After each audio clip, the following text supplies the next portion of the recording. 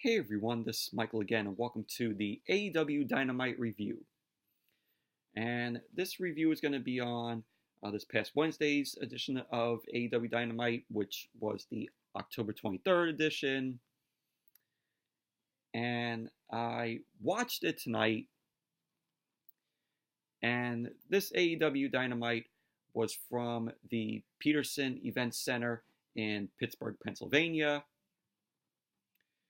And I gotta say, this AEW Dynamite, I thought this was a good show. I really enjoyed it. You know, AEW has been on for 4 weeks already, and they're just nailing it. They're nailing it out of the park. And we had 2 matches, semifinals tournament for the AEW World Tag Team Championships. We had Kenny Omega versus Joey Janela. We had a really great brawl from Cody and Dustin Rhodes, DDP, and MJF. They brawled with the Inner Circle. And, we had a whole lot more that happened. But let's get on with the AEW Dynamite review. So, AEW Dynamite opened up with a first match in the semifinals tournament for the AEW World Tag Team Championships. It was the Lucha Brothers, Pentagon Jr. and Phoenix, Ray Phoenix, versus Private Party, Isaiah Cassidy and Mark Gwen. And this was a really good match. This was a very entertaining match. We had Mark Gwen and Phoenix start off the match. Both of these teams gave it all they got, all they had in this match. I like the Lucha Brothers, Pentagon, and Phoenix. They make a really good tag team. I watched them, when they were in Lucha Underground. They were very entertaining in that.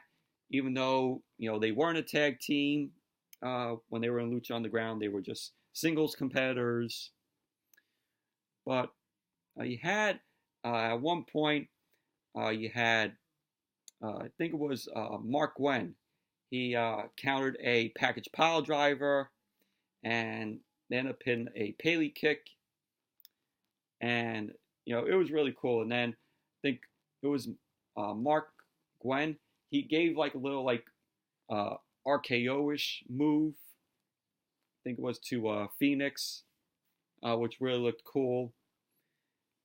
And towards the end of the match, you had the Lucha Brothers pick up the win. Both Pentagon and Phoenix, they hit a double stomp and a package pile driver combo on Mark Gwen.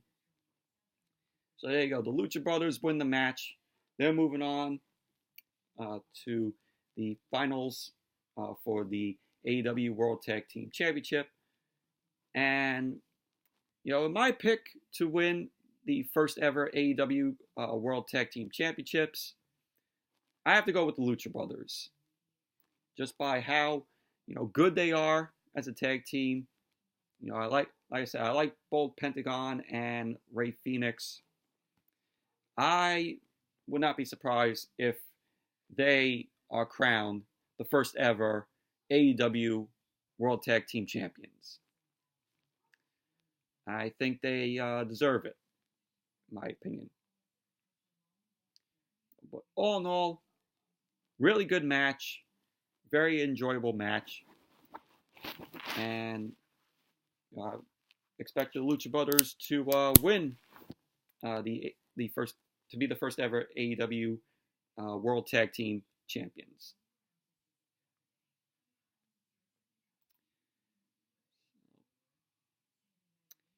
Then we had the second match in the second semifinals tournament match for the AEW World Tag Team Championships. It was the Dark Order, Evil Uno, and Stu Grayson versus SCU, Frankie Kazarian, and Scorpio Sky. Another really good match. Like SCU, Kazarian, and Sky. I think they are really they're really awesome.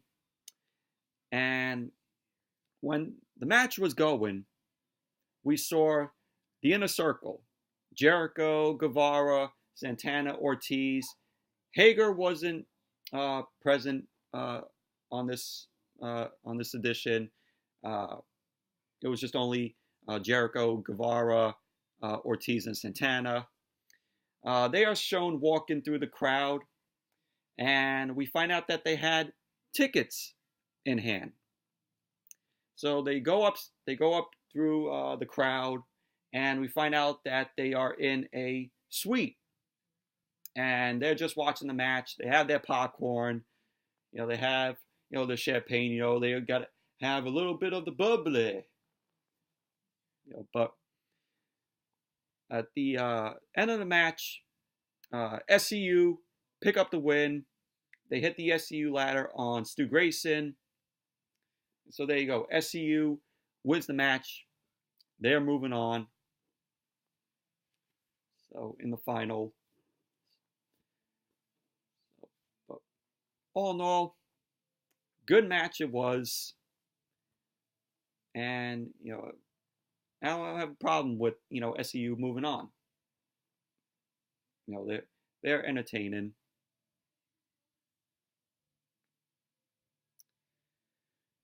And then we had Joey Janela versus Kenny Omega. And this was a good match, decent match, in my opinion, from the both of them. I like Kenny Omega, fan of Kenny Omega. And Joey Janela, I've seen him wrestle on the indies. Very good in the ring, very talented. And, it went back and forth with Omega and Janela. You had at one point where Janela went to the top. Omega was laying on the ring apron. Janela jumped from the top, and he just, got nothing. He didn't get Omega. Omega rolled out of the way, and so Janela just went, butt first into the ring apron, which of course is the hardest part of the ring. So, in the end, Omega ends up winning. He ends up pinning the one-winged angel to Joey Janela to score the win. But overall, good match. Both these guys are very entertaining. Like I said, huge fan of Kenny Omega. But good match between the both of them. Then we had Cody Rhodes. He made his entrance, and AEW Dynamite went to commercial. And when it came back, Tony Schiavone interviewed Cody. And, while Cody was talking, the Inner Circle in their suite, they were interrupting Cody. They were blasting air horns. So, Cody wouldn't get anything out. So, Cody ends up having an announcement.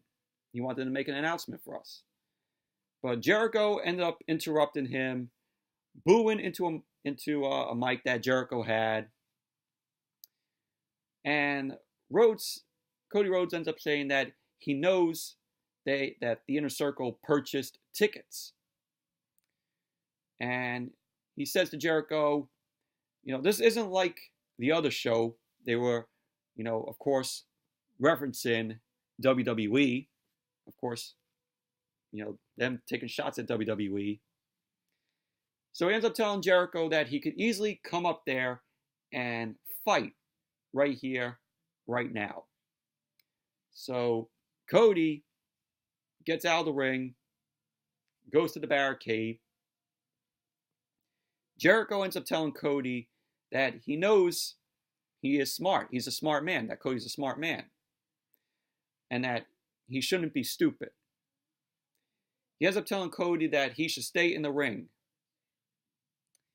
And he ends up calling Cody a coward and a entitled millennial little bitch that he is. And so when Jericho said that, Cody ended up getting all pissed. Cody ended up taking his jacket off. He makes to go over the barricade. And Jericho says, oh, there is, him, Guevara, Ortiz, and Santana. There was the four of them. And he ends up telling Cody to get out. So then out came Dustin Rhodes. And Jericho was like, okay, but it's still 4-2. And he ends up telling them to stay there and be cowards. So then out came MJF, Maxwell Jacob Friedman. MJF came out, stood beside Dustin. So Jericho was still being, confident here. And then we hear, yo, it's me. It's DDP. So DDP ends up coming out. DDP stands beside Dustin and MJF. So Dustin, MJF, and DDP walk down the ramp. And they get with Cody. All four of them go over the barricade. They stride up. They walk all the way up the stairs to the suite that the Inner Circle was in. So as soon as they come up, as soon as they make their way up to the suite, the Inner Circle run into their suite box, their suite room. They lock themselves in there like a bunch of cowards. So Cody ends up, letting MJF, he wants to borrow MJF's scarf because MJF was wearing a scarf, out there. So Cody takes MJF's scarf, wraps it around his hand, and then Cody punches through the glass of the Inner Circle's suite room. And we had a brawl. Cody ended up charging at Jericho. MJF went to Guevara. And we got a brawl. It went all over. Went to the mezzanine. And security ended up coming. They had to separate Cody, MJF, DDP, and Dustin, and the Inner Circle. And you just see Jericho going, we got a ticket. We got a ticket. And so, the security just end up hauling out Cody. And, that was that. AEW went to commercial. And it was a great brawl. It was a great brawl between Cody and, the Inner Circle. Cody, MJF, DDP, and Dustin and the Inner Circle. Really great brawl it was. Really liked it. And while that brawl was going on, I enjoyed every second of it. It was that great of a brawl. That's hype. That's how you get hype. For Jericho and Cody's match at Full Gear. It's going to be for the AEW World Championship. It's going to be a good match between the both of them. So that is how you do hype right there.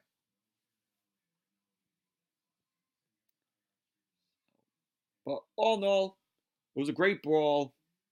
It was really enjoyable. I enjoyed every second of that brawl.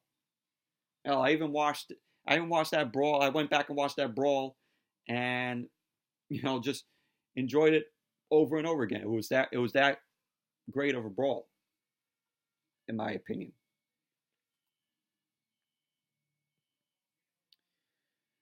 So then when AEW came back from a commercial, we had best friends, Chuck Taylor and Trent versus the Young Bucks, Matt and Nick Jackson. So, and then Orange Cassidy was out there. Orange Cassidy was in the ring. He was mocking the super kicks, to both of the Young Bucks. And then we had a super kick party.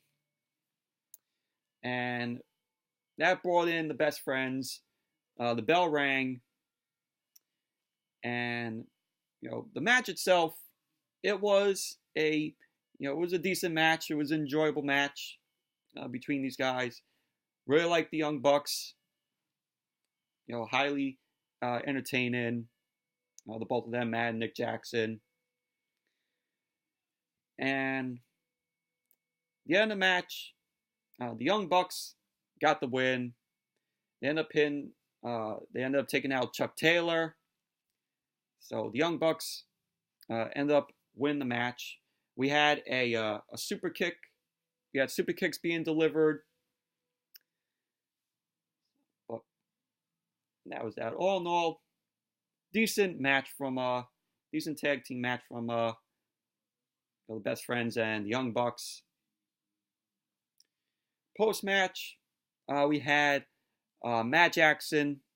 He ends up accepting Ortiz and Santana's match for the challenge at Full Gear.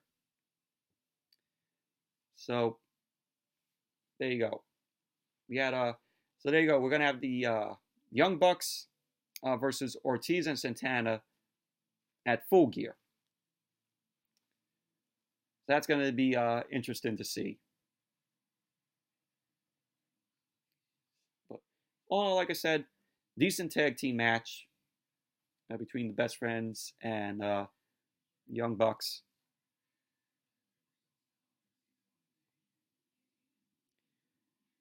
Then we had a women's match. It was Jamie Hayter versus Dr. Britt Baker, DMD. The match itself, it was okay. This of course is in Britt Baker's hometown, because she is from Pittsburgh. And like I said, the match itself, it was okay. I like Britt Baker. She is she's a decent wrestler. And Jamie Hayter in this match, she was decent. And we had, of course, Britt Baker win the match. She ended up locking in the lockjaw to Jamie Hayter, and she did the Rings of Saturn onto Jamie Hayter, and that's how she got the lockjaw in. So Dr. Britt Baker, DMD, wins the match in her hometown of Pittsburgh. But all in all, it was a okay match, okay women's match between them. Like I said, I like Britt Baker. She's decent in the ring.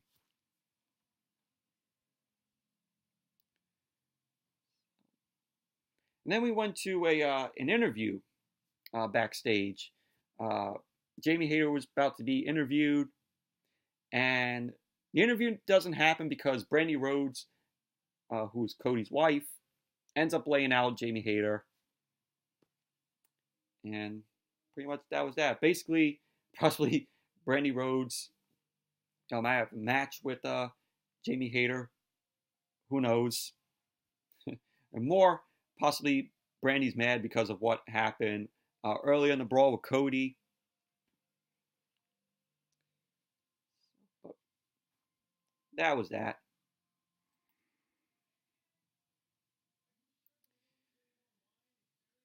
And then we had the main event. Jon Moxley versus Pac. Before the match got underway, Jon Moxley made his way out. Pac comes from behind, hits Moxley in the back of the head with a chair. and Pac ends up choking Moxley with his own jacket, whips him into the barricade, and referees come down. They're trying to restore order between Moxley and Pac, and Pac ends up just throwing Moxley again into the barricade. So Moxley ends up wanting to fight. So the bell rang. Pac ends up hitting a run enziguri to Moxley. And we had a knee drop to Moxley from Pac, an elbow drop, power drive elbow, and Moxley ends up getting up, and the match went to break. The AEW went to break, and when it came back, we saw that Pac was still in control, and the time was going down because the match has to finish before when 10 o'clock struck. So they were saying, oh, there's like 2 minutes left, 1 minute remaining. So when the 1 minute struck, Moxley ends up going to pin Pac, but it didn't happen. There was 10 seconds left. Pac ends up kicking out. It was like 2 seconds, and then the match finished. So the match went to a draw. So either Moxley or Pac did not win the match because it ended in a draw. So when the match ended in a draw, we saw Moxley. He was pissed off. He was pacing around the ring. He was arguing with the referee, and he ends up taking out the referee because of that. So Moxley, we end up hearing him say, "Time limit my ass," and that is how AEW Dynamite went off the air. But all in all, the match itself, it was a good match between Moxley and Pac. I think this is not the last time. This is not the last time that these two are going to face off. I expect there's going to be a rematch coming between the both of them.